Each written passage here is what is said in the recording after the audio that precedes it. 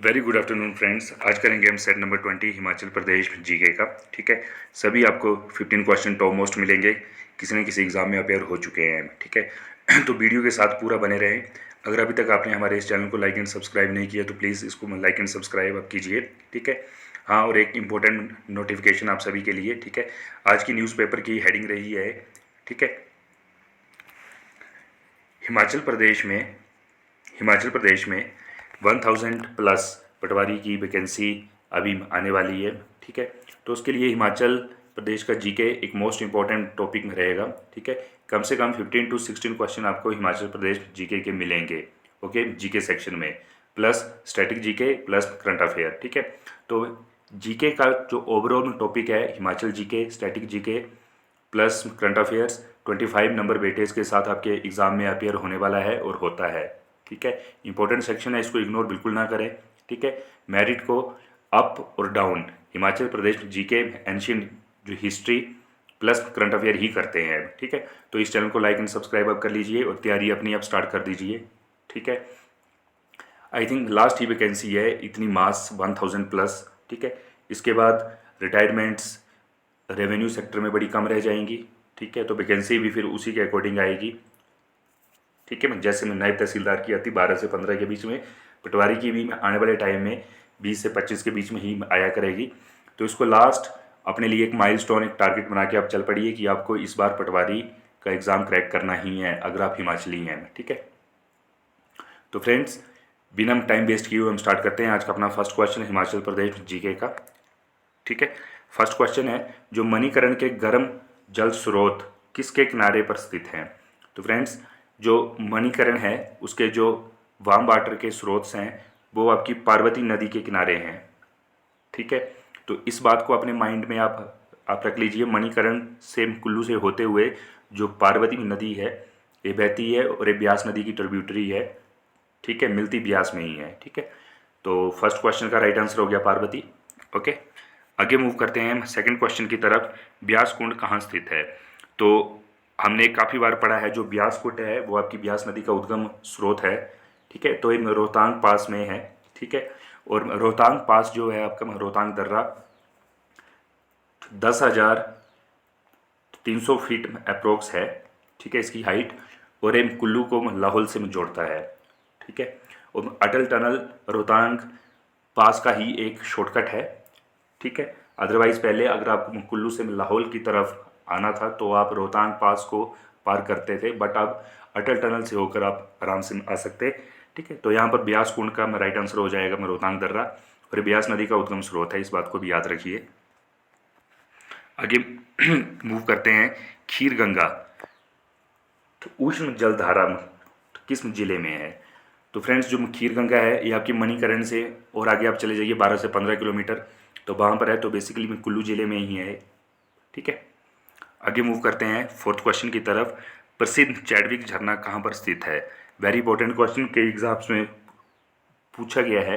तो जो आपका चैडविक झरना है वो शिमला में है।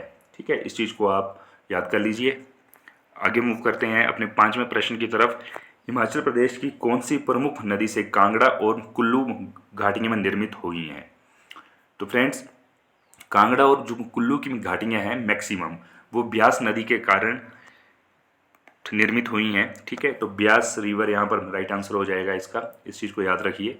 ठीक है, आगे मूव करते हैं अपने में छठे प्रश्न की तरफ। चंद्रभागा नदी का उद्गम स्थल क्या है? तो फ्रेंड्स चंद्रभागा नदी का जो उद्गम स्थल है वो है आपका बारालाचा पास। ओके, बारालाचा दर्रा, इस चीज़ को याद रखिए। ठीक है, और चंद्र और भागा दोनों जो नदियां हैं उनका संगम होता है तांडी में। तांडी के आगे वो चंद्रभागा हो जाती है, और जैसे ही वो चंबा डिस्ट्रिक्ट में आपकी पहुंचती है फिर उसके बाद वो JNK में, तब उसका नाम हो जाता है चिनाब। ओके, इस चीज़ को याद रख लीजिए। आगे मूव करते हैं अपने सातवें प्रश्न की तरफ। तो रावी नदी का वैदिक नाम क्या है? ठीक है, तो जो रावी नदी है उसका वैदिक नाम है पुरुषनी, और ये चंबा जिले में अवस्थित है। ओके, आगे मूव करते हैं, वेरी इंपॉर्टेंट, निम्न में कौन सी ब्यास की सहायक नदी नहीं है?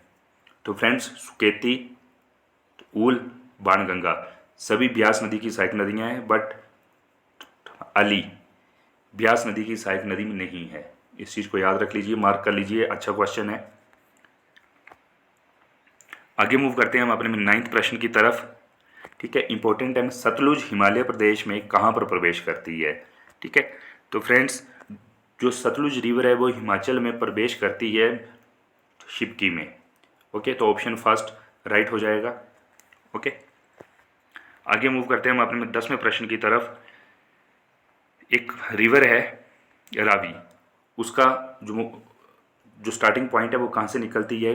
तो वो निकलती है आपकी बड़ा बंगाल, या बंगाल है, बट इसका सही जो प्रोनाउंसिएशन है वो है बंगाल। तो बड़ा बंगाल से निकलती है। ओके, रावी नदी। ओके, आगे मूव करते हैं हम अपने 11वें प्रश्न की ओर। कौन सा खड्ड कांगड़ा किले से होकर बहता है? ठीक है, आप कांगड़ा फोर्ट गए होंगे। ठीक है, तो बाणगंगा कांगड़ा खड्ड कांगड़ा किले से होकर बहती है। ठीक है, मैं इसको कांगड़ा खड्ड भी कह देते हैं, और इसका एक और नाम है वो है आपका बाणगंगा।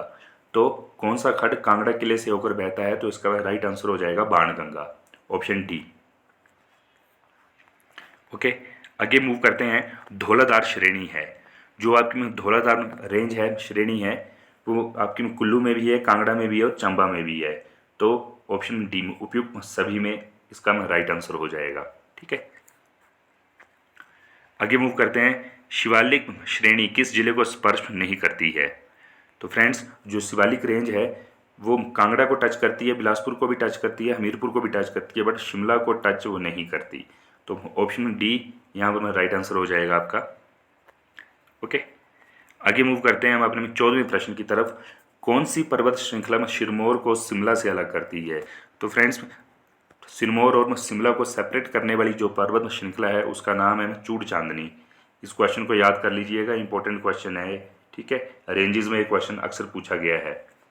ओके, अंतिम प्रश्न आज का।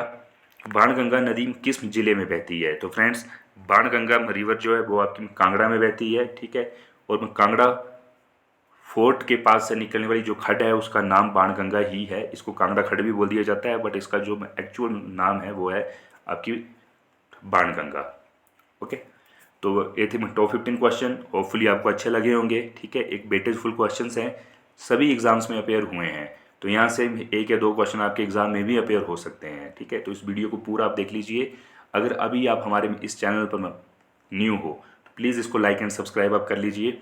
आपकी जो आगामी परीक्षाएं हैं, पटवारी परीक्षा या कंडक्टर परीक्षा या जो अपकमिंग आएंगी, सभी के लिए HP का GK बेस्ट आपको यहीं मिलेगा। ठीक है, we will try our best कि हम आपके लिए कंसोलिडेटेड GK उठा के मिलाएं।